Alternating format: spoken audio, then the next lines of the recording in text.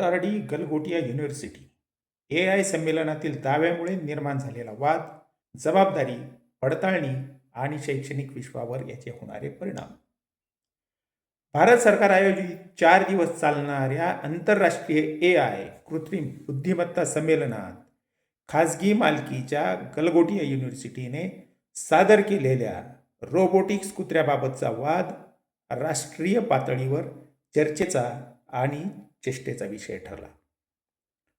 कारण होते, चीनी कंपनीने बनवलेला रोबोटिक डॉग स्वतः विकसित केल्याचा दावा भारत सरकारने आंतरराष्ट्रीय पातळीवर आयोजित केलेल्या AI म्हणजे कृत्रिम बुद्धिमत्ता संमेलनात खाजगी मालकीच्या गलगोटिया युनिव्हर्सिटीकडून करण्यात आला. To meet Orion, and this has been developed by the Center of Excellence at the Galgotias University. नमस्कार, मी Jayant Lokhande, People's Voice India PVI वर आपले स्वागत करतो.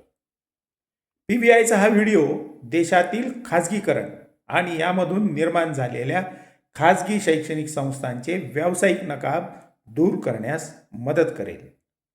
म्हणून तुम्ही तो संपूर्ण पहा, फॉरवर्ड करा. उत्तर प्रदेशमधील नोएडा स्थित गलगोटिया युनिव्हर्सिटीवर असा आरोप आहे की चीनी बनावटीचा रोबोटिक डॉग या विद्यापीठाने विकत घेऊन स्वतः विकसित केल्याचा दावा दिल्लीत भरलेल्या आंतरराष्ट्रीय AI संमेलनात उघडपणे केला. आणि या घटनेनंतर त्याबाबत एक्सने या विद्यापीठाच्या हँडलवर टाकलेल्या पोस्टला टॅग करत या रोबोट कुत्र्याला बनवणाऱ्या मूळ कंपनीच्या नावासह खुलासा जाहीर केला आणि सगळ्या भारतीय माध्यमातून या चीनी बनावटीच्या रोबोट कुत्र्याविषयावर शंका उपस्थित करत स्पष्टीकरण यायला सुरुवात झाली. गलगोटिया विद्यापीठाच्या या बौद्धिक दिवाळखोरीच्या प्रकरणामुळे केवळ एका विद्यापीठावर प्रश्नचिन्ह निर्माण झाले नाही, तर भारत सरकारच्या आणि भारतीय शैक्षणिक व तंत्रज्ञान क्षेत्रातील खाजगी संस्थांवरील जागतिक विश्वसनीयतेवरही परिणाम झाल्याची भावना व्यक्त व्हायला लागली. हा मुद्दा केवळ गलगोटिया विद्यापीठाने या संमेलनात लावलेल्या एका स्टॉलपुरता मर्यादित नाही. तो संशोधनातील पारदर्शकता, आयोजक म्हणून भारत सरकारची जबाबदारी, सरकारी नियोजनातील त्रुटी आणि आंतरराष्ट्रीय प्रतिमेच्या संदर्भातील संवेदनशीलता यावर व्यापक प्रश्न उभे करतो. म्हणून भारतीय शैक्षणिक संस्थांच्या प्रामाणिकतेचा देखील प्रश्न आज उभा राहिलेला आहे. शिक्षण संस्था या ज्ञान, संशोधन आणि नवोन्मेष यांचे केंद्र असतात. जर एखाद्या संस्थेने स्वतः विकसित न केलेल्या उत्पादनाबाबत स्वदेशी विकास असा दावा केला असेल तर ते शैक्षणिक नैतिकतेच्या मूलभूत तत्वाला छेद देणारे ठरते. हा छेद या संमेलनात सहभागी खाजगी मालकीच्या गलगोटिया विद्यापीठाने कोणतीही सुचिरभूतता व व्यावसायिक नैतिकता न बाळगता बेशर्मपणे दिला. अशा बौद्धिक दिवाळखोरीमुळे आणि चोरीखोरीमुळे संशोधनातील प्रामाणिकता, ज्याला रिसर्च इंटिग्रिटी म्हणतात, धोक्यात येते.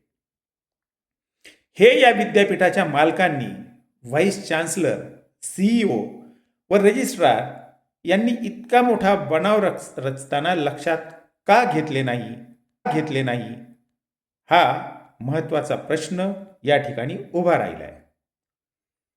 अशा प्रकारामुळे विद्यार्थ्यांमध्ये चुकीचा संदेश जात ब्रँडिंग हे ज्ञाननिर्मितीपेक्षाही महत्त्वाचे आहे या भांडवली तत्वाला शैक्षणिक मान्यता येणार आहे. अशा खोट्या प्रकरणानंतर खऱ्या अर्थाने स्वदेशी म्हणून जे संशोधन करणाऱ्या संस्था आहेत त्यांची प्रतिमा मलिन होणार आहे. म्हणून आंतरराष्ट्रीय पातळीवर भारताने make in India, startup India आणि डिजिटल इंडिया सारख्या उपक्रमांद्वारे नवोन्मेषी देश म्हणून आपली जी छाप निर्माण करण्यात मागची 8-10 वर्षे खर्च घातली, गलगोटियाच्या या प्रकारामुळे आणि या उभ्या झालेल्या वादामुळे त्या प्रतिमेला तडा. म्हणून आंतरराष्ट्रीय पातळीवर भारताने make in India, startup India आणि डिजिटल इंडिया सारख्या उपक्रमांद्वारे नवोन्मेषी देश म्हणून आपली जी छाप निर्माण करण्यात मागची 8-10 वर्षे घातली, गलगोटियामुळे उभ्या झालेल्या या वादामुळे त्या प्रतिमेला तडा गेला. हे खोटे नाटक होत असताना संयोजकांनी पडताळणी का केली नाही, हा खरा प्रश्न आहे. AI संमेलनासारख्या महत्त्वाच्या कार्यक्रमात सहभागी संस्थांच्या दाव्याची पूर्वतपासणी म्हणजे ड्यू डिलिजन्स करणे अत्यावश्यक असते.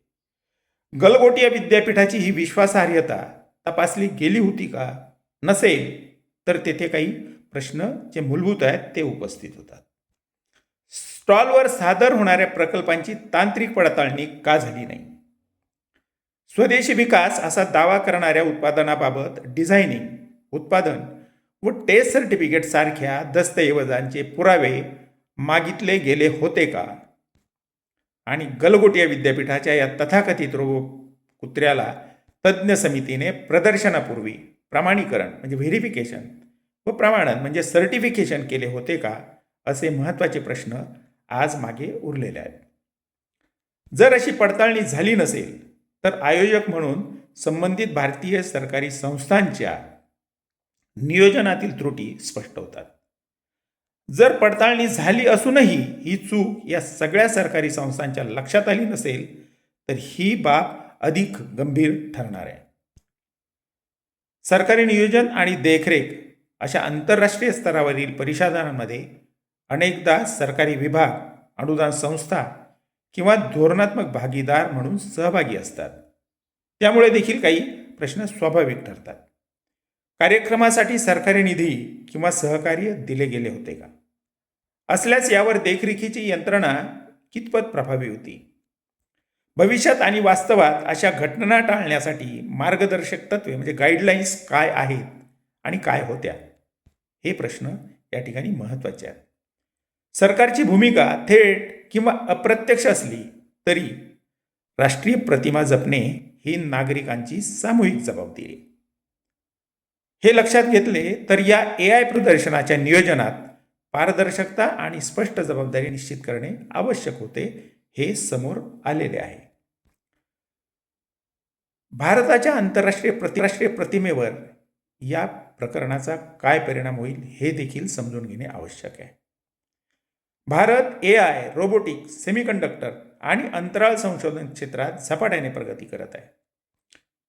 इस्रो, DRDO, IITs, IISs यासारख्या संस्थांनी जागतिक स्तरावर विश्वासार्हता निर्माण केली आहे.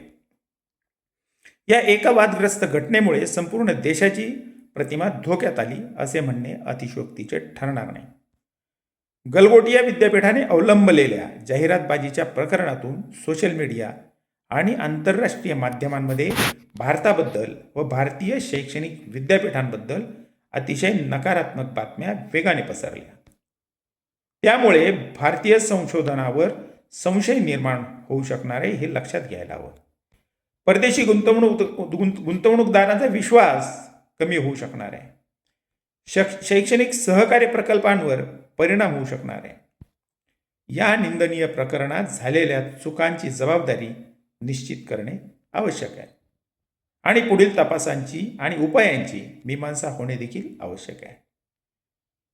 या प्रकरणातून पुढील काही सुधारणा आवश्यक आहेत हे दिसून आलेले आहे. अशा उपक्रमांमध्ये अनिवार्य तांत्रिक प्रमाणीकरण हे महत्त्वाचे ठरणार आहे, ज्यामधून प्रदर्शनात सादर होणाऱ्या प्रकल्पांची स्वतंत्र तज्ज्ञ समितीकडून तपासणी होणे आवश्यक आहे. अशा कार्यक्रमांमध्ये ज्या घोषणा दिल्या जाणार आहेत त्यांची पारदर्शकता महत्त्वाची ठरणार आहे. म्हणून स्वदेशी विकास किंवा इंडिजिनियस टेक्नॉलॉजी अशा दाव्यांसाठी अगोदर अधिकृत प्रमाणपत्र देणे किंवा मिळवणे आवश्यक ठरायला हवे. शैक्षणिक नैतिक प्रशिक्षण हे देखील महत्त्वाचं ठरणार आहे. विद्यापीठांमध्ये संशोधन नैतिकतेवर सक्तीचं प्रशिक्षण अशा प्रकारे योजना करणे आवश्यक ठरणार आहे. आणि जबाबदारी निश्चिती हा सगळ्यात महत्त्वाचा प्रश्न असणार आहे. चुकीचा दावा सिद्ध झाल्यास संबंधित संस्था आणि अधिकाऱ्यांवर प्रशासकीय कारवाई होणे आवश्यक ठरणार आहे. या प्रकरणाचे व्यापक विश्लेषण जर केले आपण तर चूक की व्यवस्थेतील दोष हे आपण समजून घ्यायला हवे. हा प्रसंग केवळ एका विद्यापीठाची चूक म्हणून पाहणे पुरेसे नाही. तो व्यवस्थेतील 3 स्तरावरील दोष दाखवतो. संस्थात्मक स्तरावर जी आहे ती अतिरेकी स्पर्धा आणि ब्रँडिंगचा दबाव. आयोजनाच्या स्तरावर तपासणीतील शिथिलता. धोरणात्मक स्तरावर स्पष्ट मार्गदर्शक तत्वांचा अभाव. हे सगळं या झाल्या प्रकरणातून दिसून येत आहे. जर या तिन्ही स्तरांवर सुधारणा झाली नाही तर भविष्यात अशा घटना पुन्हा घडण्याची शक्यता नाकारता येत नाही. यामधून एकच निष्कर्ष काढता येतो. गलगोटिया युनिव्हर्सिटी प्रकरण हे केवळ एका रोबोटिक कुत्र्याच्या प्रदर्शनापुरते मर्यादित नसून ते शैक्षणिक नैतिकता, राष्ट्रीय प्रतिमा आणि प्रशासनिक जबाबदारी यांची दिशा दर्शवते. भारतासारख्या उद्योन्मुख तंत्रज्ञान महासत्तेला केवळ नवोन्मेषच नव्हे तर प्रामाणिकतेचीही कसोटी पेलावी लागणार आहे. या वादातून जर प्रणालीगत सुधारणा घडून आल्या आणि जर आल्या नाहीत तर हा प्रसंग भविष्यासाठी धडाश ठरू शकतो. अन्यथा तो शैक्षणिक विश्वावर कायमस्वरूपी डाग ठरणार आहे.